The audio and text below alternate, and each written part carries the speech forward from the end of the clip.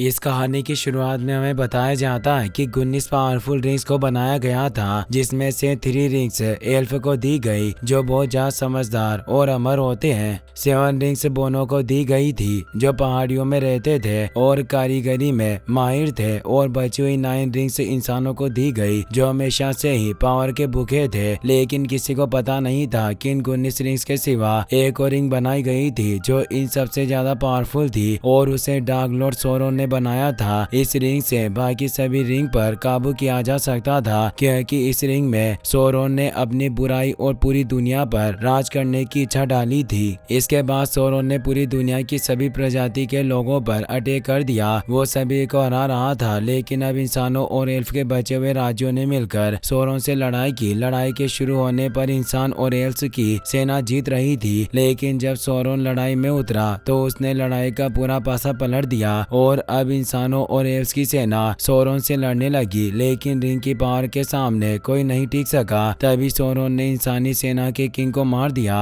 अब उस किंग के बेटे इसलटूर ने अपने डेड की स्वॉर्ड्स उठाई, लेकिन सोरोन ने उस स्वॉर्ड्स को तोड़ दिया। पर तभी इसलटूर ने टूटी हुई स्वॉर्ड से सोरोन की उंगलियां काट दी, और उंगलियों के साथ ही उनकी रिंग भी उसकी बॉडी से अलग हो गई, जिससे अब सोरोन और उसकी पूरी सेना राख बन गई। लेकिन अब रिंग इसलटूर के पास चली गई थी और अब उसके पास उस रिंग को खत्म करने का मौका था। लेकिन उस रिंग की खासियत थी कि वो जिसके भी पास जाती थी उस जीव को रिंग से लगाव हो जाता था, और फिर वो जीव उस रिंग को कभी खुद से अलग नहीं कर पाता था। लेकिन वो रिंग जब चाहे उस आदमी को छोड़ सकती थी। अब इसलटूर ने भी ऐसा ही किया और उस रिंग को अपने पास रख लिया। लेकिन डार्क लॉर्ड सोरोन के आदमियों ने इसलटूर पर अटैक करके रिंग को से छीनने की कोशिश की, लेकिन उनसे बचने के लिए इसलटूर ने रिंग को पहन लिया, जिससे वो गायब हो गया और सभी से बचने के लिए एक नदी में चला गया। लेकिन सोरोन के आदमी उसे देख सकते थे, इसलिए उन्होंने इसलटूर को मार दिया। लेकिन तभी रिंग ने इसलटूर को छोड़ दिया और वो नदी के अंदर चली गई। इसके बाद 2500 सालों तक रिंग नदी के पानी में रही और अब सभी लोग सोरोन और उसकी कहानी को भूल गए। लेकिन अब एक गोलम उस रिंग को ढूंढ लेता है। गोलम रिंग को लेकर पहाड़ों की गुफाओं में चला जाता है और उसे भी रिंग से लगाव हो जाता है। रिंग की वजह से गोलम मरता नहीं है और उसकी उम्र 500 साल से ज्यादा हो जाती है। लेकिन अब रिंग को उसके असली मालिक के दुनिया में आने का पता चल जाता है, इसीलिए वो रिंग अब गोलम को भी छोड़ देती है और पहाड़ों से नीचे आ जाती है। लेकिन अब रिंग एक हॉबिट को मिल जाती है जिसका नाम बिल्लो बॉगिंस था, और वो शायर विलेज का रहने वाला था। अब बिल्लो उस रिंग को लेकर अपने विलेज में चला जाता है जहाँ बहुत सारे हॉबिट रहते थे। हॉबिट ऐसे लोग होते हैं जो इंसानों की तरह दिखते हैं, लेकिन उनकी लंबाई कम होती है। हॉबिट ज्यादा समझदार भी नहीं होते हैं और उन्हें बस खाना और खुश रहना आता है। अब हमें प्रेजेंट का सीन दिखाया जाता है जहाँ हमें दिखाया जाता है कि गोल्डाल्फ नाम का एक अच्छा जादूगर शायर विलेज में आता है, क्योंकि यहाँ उसका एक बहुत अच्छा दोस्त बिल्लो रहता है, और ये वही था जिसे रिंग मिली थी। और रिंग मिलने के बाद बिल्लो को भी रिंग का नशा हो गया था, इसीलिए बिल्लो भी उस रिंग को अपने पास ही रखता है, जिससे अब रिंग की पावर की वजह से बिल्लो की उम्र नहीं बढ़ रही थी। लेकिन अब वो 111 साल का हो चुका था और आज उसका 111वां बर्थडे था, इसीलिए उसके गांव में एक पार्टी थी और गैंडाल्फ भी अपने फ्रेंड के बर्थडे के लिए ही वहां आया था। अब गैंडाल्फ बिल्लो से मिलता है तो बिल्लो उसे रिंग के बारे में बताता है कि उस रिंग को छोड़ नहीं पा रहा है और उसे अपनी एक बुक पूरी करनी है, जिसके लिए उसे अपने विलेज को छोड़ना होगा। इसीलिए अपने बर्थडे के सेलिब्रेशन के बाद बिल्लो वहां से चला जाता है। लेकिन अब वो अपने साथ रिंग भी लेकर जाना चाहता था, लेकिन गैंडाल्फ उसे रिंग को अपने साथ लेकर जाने से रोकता है, क्योंकि वो रिंग की असलियत जानता था। बिल्लो उस रिंग को छोड़ने की बहुत कोशिश करता है, लेकिन उस रिंग के साथ बिल्लो का लगाव उसे रिंग को छोड़ने नहीं दे रहा था। इसलिए अब गैंडाल्फ उसे समझाता है। अब बिल्लो समझ जाता है और उस रिंग को वहीं छोड़कर चला जाता है। इसके बाद जब बिल्लो का भतीजा जिसका नाम फ्रोडो बेगिंस था वो घर में आता है, तब उसे वो रिंग मिल जाती है, लेकिन उसे उस रिंग से लगाव नहीं हुआ था। फ्रोडो गैंडाल्फ से बिल्लो के बारे में पूछता है तो गैंडाल्फ फ्रोडो को बताता है कि बिल्लो अब फिर कभी इस विलेज में नहीं आएगा। इसके बाद गैंडाल्फ फ्रोडो को रिंग के बारे में बताता है। गैंडाल्फ बताता है कि ये रिंग डार्क लॉर्ड सोरोन की रिंग है और अब सोरोन के लोग इस रिंग को ढूंढ रहे हैं, इसीलिए तुम्हें इस रिंग को लेकर यहाँ से जाना होगा, क्योंकि उन्हें बात पता है कि रिंग एक बेगिंस के पास है। दरअसल उन लोगों ने गोलम को पकड़ लिया था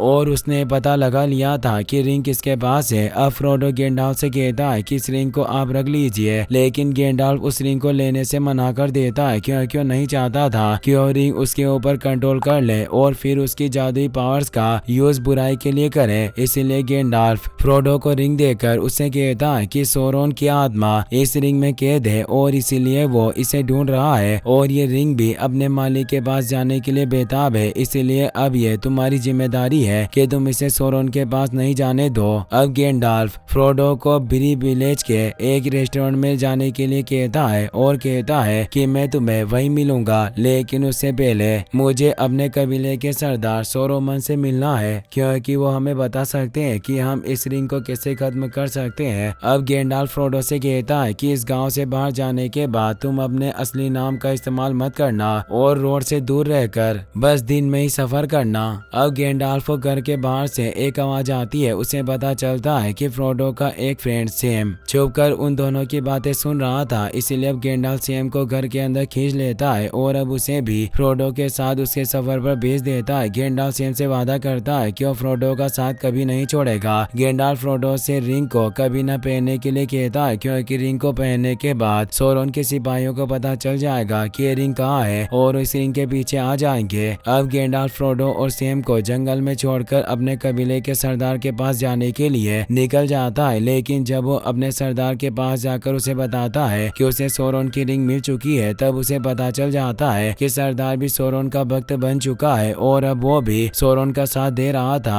सोरोन गैंडाल्फ को बताता है कि सोरोन के 9 सिपाही काली परछाई के बेस में रिंग को ढूंढने के लिए निकल गए हैं और जल्दी वो रिंग को ढूंढकर उसके मालिक को खत्म कर देंगे और रिंग को लेकर सोरोन के पास चले जाएंगे। अब ये सुनकर गैंडाल्फ फ्रोडो को बचाने के लिए जाने की कोशिश करने लगता है, लेकिन सोरोमन उसे कैद कर लेता है और एक टावर के ऊपर पहुंचा देता है जहां से नीचे उतरने का कोई रास्ता नहीं था। दूसरी ओर फ्रोडो को उनके 2 और साथी मिलते हैं जिनका नाम मेरी और पिपिन होता है और ये भी शायर विलेज के ही थे, लेकिन अब वो सभी रास्ते के पास आ गए थे जहां उन्हें काले घोड़े पर बैठा आदमी आता हुआ दिखता है। इसीलिए अब वो चारों वहीं एक पेड़ की जड़ों के पीछे छिप जाते हैं। वो आदमी सोरोन का ही सैनिक था और उसे रिंग के आसपास होने का एहसास हो गया था, इसीलिए अब वो अपने घोड़े से उतर जाता है और आसपास चेक करने लगता है। अब फ्रोडो को उससे डर लग रहा था और वो रिंग को पहनने की कोशिश करता है, लेकिन सैम उसे रोक देता है और अब सैम अपना कुछ सामान दूसरी तरफ फेंककर उस सैनिक का ध्यान भटकाता है और वो सभी वहाँ से भाग जाते हैं। अब वो चारों वहाँ से भाग रहे थे, तभी वहाँ फिर से वो सैनिक आ जाता है, लेकिन अब फ्रोडो और उसके साथी भागकर एक नदी के पास जाते हैं और एक नाव में बैठकर पानी में चले जाते हैं, जिससे अब वो सैनिक उनका पीछा नहीं कर पाता है। इसके बाद फ्रोडो और उसके साथी ब्री विलेज में पहुंच जाते हैं और वहाँ के रेस्टोरेंट में जाकर गैंडाल्फ का इंतजार करते हैं, लेकिन गैंडाल्फ को तो कैद कर रखा था इसीलिए वहाँ नहीं आ सका था। उस रेस्टोरेंट में बहुत सारे लोग थे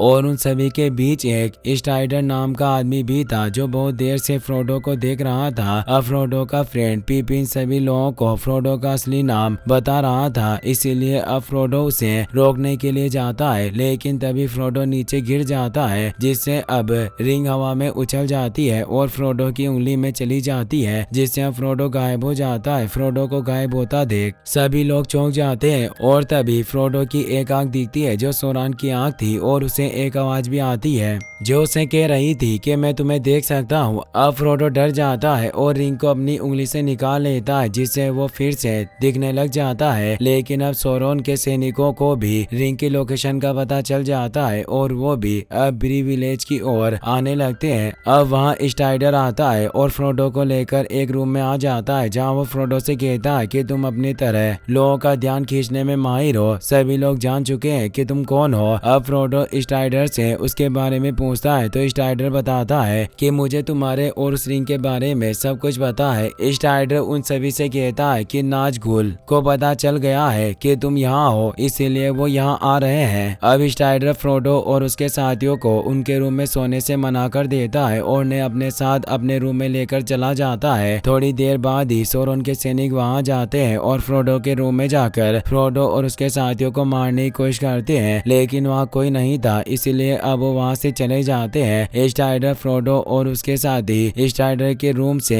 ये सब देख रहे थे। वो स्टाइडर से पूछते हैं कि ये सब लोग कौन है, तो स्टाइडर उनको बताता है कि ये सभी पहले इंसान थे, लेकिन सोरोन ने इन्हें 9 रिंग्स दी जिनकी पावर से ये सभी सालों से जिंदा है और अब ये आधे मुर्दे बन चुके हैं और सोरोन के गुलाम बन चुके हैं। स्ट्राइडर बताता है कि इनको नाज़गुल कहते हैं और ये रिंग का पीछा कर रहे हैं। अगले दिन स्ट्राइडर फ्रोडो और उसके सभी साथियों को लेकर एल्व्स के शहर रिवेंडल की ओर निकल जाता है। अब फ्रोडो भी उसके ऊपर भरोसा करने लग गया था, लेकिन उसे पता नहीं था कि स्ट्राइडर कौन है। अब वो सभी जंगल से होते हुए आगे बढ़ रहे थे, लेकिन तभी एक रात को आराम करने के लिए वो सभी एक माउंटेन के ऊपर रखते हैं। स्ट्राइडर फ्रोडो और उसके साथियों को सेल्फ डिफेंस के लिए सोर्स देता है और कुछ काम करने के लिए वहाँ से दूर चला जाता है। और अब फ्रोडो बहुत थका हुआ था, इसीलिए उसे नींद आ जाती है, लेकिन अब फ्रोडो के साथी अनजाने में वहाँ पर आग जलाकर खाना पकाने लग जाते हैं। पर तभी फ्रोडो जाग जाता है और आग को बुझा देता है, लेकिन अब आग की रोशनी को देखकर नाज़गुल वहाँ गए थे।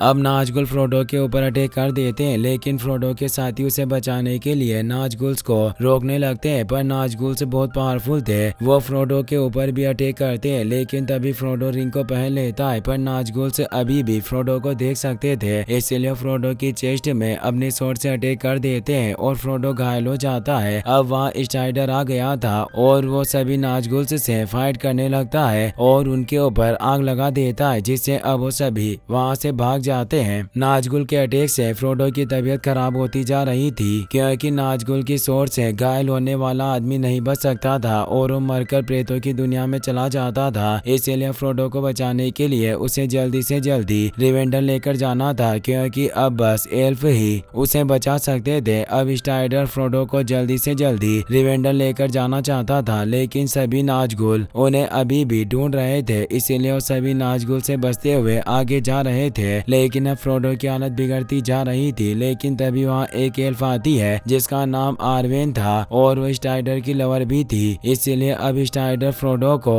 आरवेन के साथ भेज देता है, लेकिन अब सभी नाज़गुल्स भी आरवेन के पीछे आ जाते हैं और उसे पकड़ने की कोशिश करते हैं, लेकिन आरवेन उनसे बचते हुए एक नदी को पार कर लेती है। और अब जैसे ही नाज़गुल्स उस नदी को पार कर रहे होते हैं, तभी आरवेन अपनी पहाड़ से उस नदी का पानी बढ़ा देती है, जिससे अब सभी नाज़गुल्स बह जाते हैं। अब आरवेन फ्रोडो को लेकर रिवेंडल पहुंच गई थी और आरवेन के डैड, जो कि एल्व्स के किंग एलरोंड थे, उन्होंने फ्रोडो का इलाज कर दिया था। कुछ दिनों बाद फ्रोडो को होश आता है, तब तक स्ट्राइडर और फ्रोडो के साथी भी रिवेंडल पहुंच चुके थे और अब गैंडाल्फ भी सरदार सुरोमन से बचकर एक ग्रेट ईगल की मदद से वहां गया था। इसीलिए फ्रोडो जागने के बाद गैंडाल्फ को अपने पास देखकर बहुत खुश होता है। इसके बाद अब हमें दिखाया जाता है कि रिवेंडल सिटी में सभी आजाद राज्यों के लीडर आते हैं, क्योंकि उन्हें रिंग के रिवेंडल आने का पता चल गया था और वो सभी अब उस रिंग को खत्म करने का प्लान बनाते हैं। और तभी बोना गिमली उस रिंग पर अपनी एक्स से अटैक करता है, लेकिन उसके अटैक से रिंग को कुछ नहीं होता और उसकी एक्स टूट जाती है। इसीलिए अब एलरोंड उन सभी को बताते हैं कि रिंग को तबाह करना इतना आसान नहीं है, क्योंकि इस रिंग को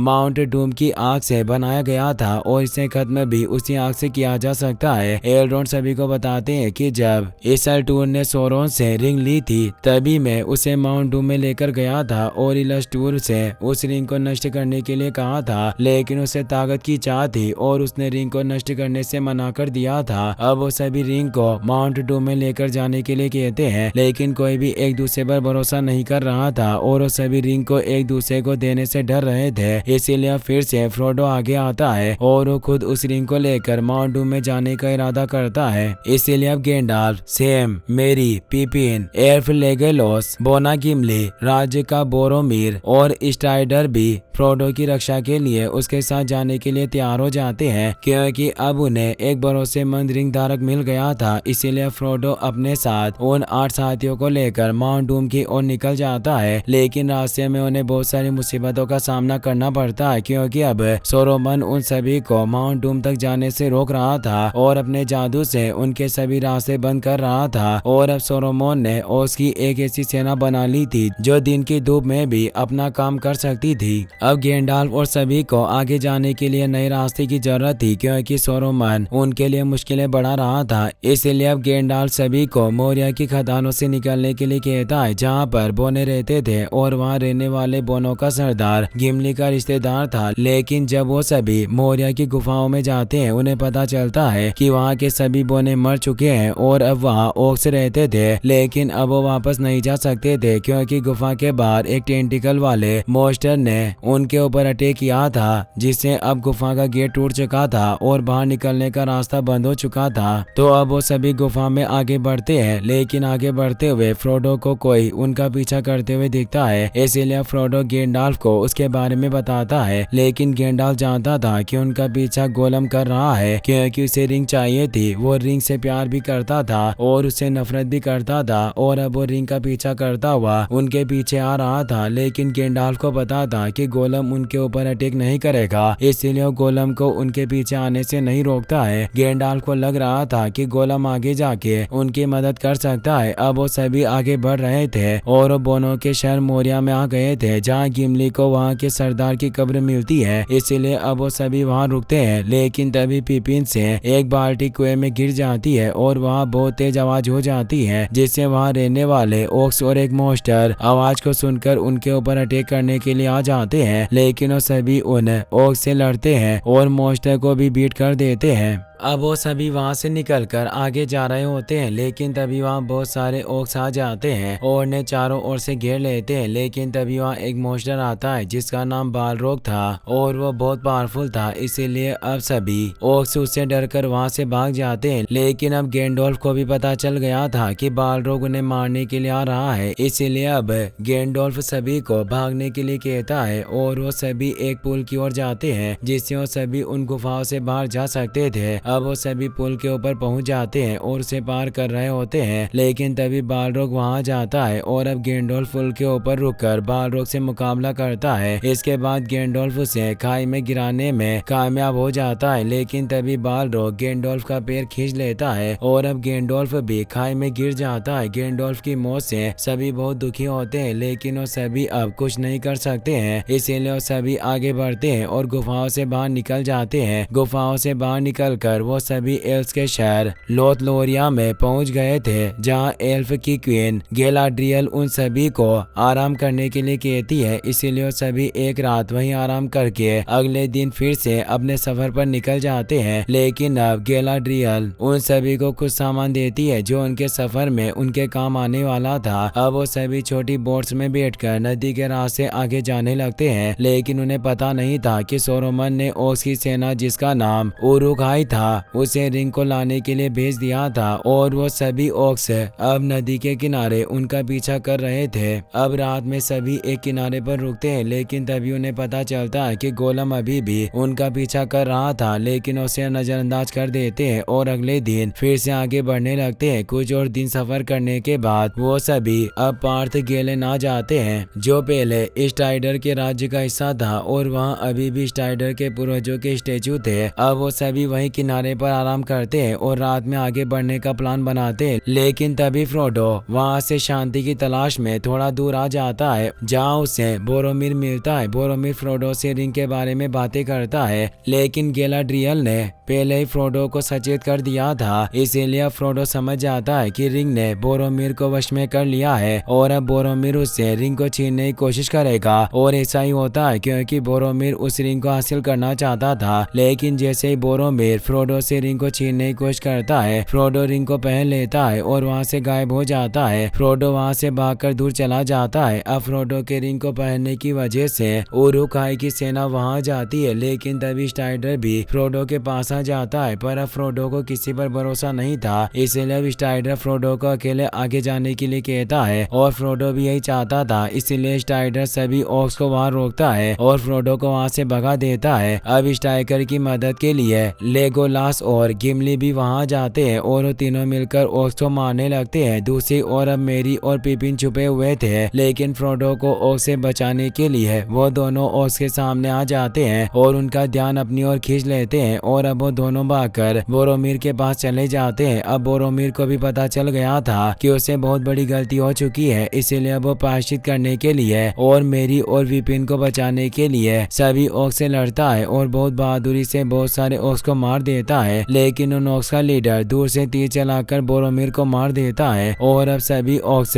पिपिन और मेरी को उठाकर ले जाते हैं। दूसरी तरफ फ्रोडो किनारे पर आ जाता है, लेकिन वो अकेला आगे जाने से डर रहा था। पर तभी उसे गैंडोल्फ की कई बात याद आती है और अब वो गैंडोल्फ को याद करके बोट में बैठकर अकेला आगे जाने लगता है। लेकिन तभी सैम उसका पीछा करता हुआ नदी में आ जाता है और फ्रोडो के साथ चलने की जिद करता है, लेकिन फ्रोडो उसे साथ नहीं ले जाना चाहता था। लेकिन सैम नहीं मानता है और वो भी फ्रोडो के साथ चला जाता है। अब स्टाइडर, लेगोलास और गिमली बचे थे और उन्होंने बहुत से ऑक्स को खत्म कर दिया था, इसीलिए अब लेगोलास फ्रोडो के पीछे जाना चाहता था। लेकिन तभी स्टाइडर उन दोनों से कहता है कि आगे का रास्ता फ्रोडो को अकेले ही तय करना होगा और हमें अब मेरी और पिपिन को बचाने जाना होगा। स्टाइडर की बात सुनकर लेगोलास और गिमली ऑक्स के पीछे चले जाते हैं। दूसरी ओर फ्रोडो और सैम अब आगे बढ़ चुके थे और उन्हें अब माउंट डूम में जाकर रिंग को खत्म करना था। और इसी के साथ इस स्टोरी का पहला पार्ट यहीं खत्म हो जाता है। गाइस, अगर आपको वीडियो अच्छा लगा हो तो इस वीडियो का 5 के लाइक एम जल्दी पूरा कर देना। मिलते हैं नेक्स्ट पार्ट में। गाइस, अगर आपको वीडियो पसंद आया हो तो इस वीडियो को लाइक करने के साथ साथ चैनल को सब्सक्राइब जरूर कर लेना। मिलते हैं नेक्स्ट वीडियो में। Thanks for watching.